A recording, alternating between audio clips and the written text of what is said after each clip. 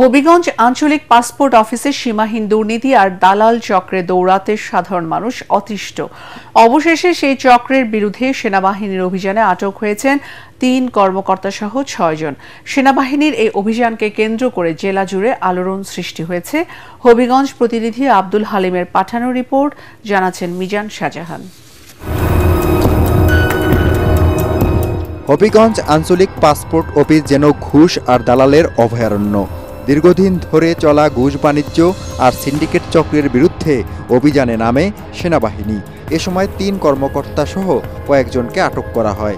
জব্দ করা হয় বিপুল পরিমাণ নথি, টাকা উত্তোলনের রেকর্ড সহ অন্যান্য প্রমাণপত্র। অভিযানে উঠে এসেছে চাঞ্চল্যকর সব তথ্য।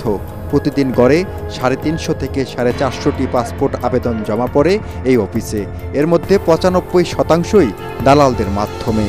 10 বছর মেয়াদী পাসপোর্টে ঘুষ বাবদ 10 থেকে 11,000 আর 5 বছরের জন্য 7,500 টাকা পর্যন্ত ঘুষ দিতে হতো দালাল চক্রকে। 4 জনের ফাইল, 4 জনের সাইডে আলাদা আলাদা কোড আছে, সবাই কোডের সাথে জড়িত। টাকা নিয়ে যায় অফিসে বাদ করে দেয়, আবার এটা মাস্টারের কাজ করে। কোডের ফাইলের মধ্যে সিগন্যাল এমনি কোনো এরকম নির্দিষ্ট কোনো 1-2 বা এরকম কোনো ওয়ার্ড নাই ফাইলের মধ্যে সিগন্যাল। সামান্য হোল্ডিং নাম্বারের জন্য নিতেছেন আর কি, যে বলতেছে হোল্ডিং নাম্বার ওনার জন্য।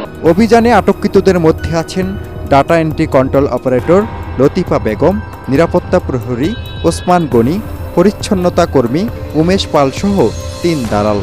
তদন্তে জানা গেছে তারা মিলে গড়ে তুলেছিল একটি শক্তিশালী সিন্ডিকেট চক্র, যার প্রভাব অফিসের ভেতর থেকে শুরু করে বাইরের ট্রাভেল এজেন্সি পর্যন্ত বিস্তৃত ছিল। আইন শৃঙ্খলা বাহিনীর সাথে যারা জড়িত আছেন তারা এই বিষয়টা দেখবেন আশা করি।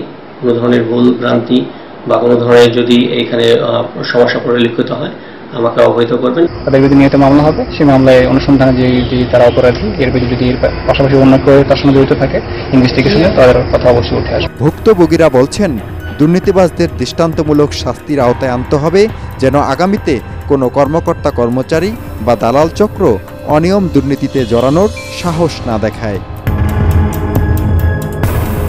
Bureau report, ATN Bangla.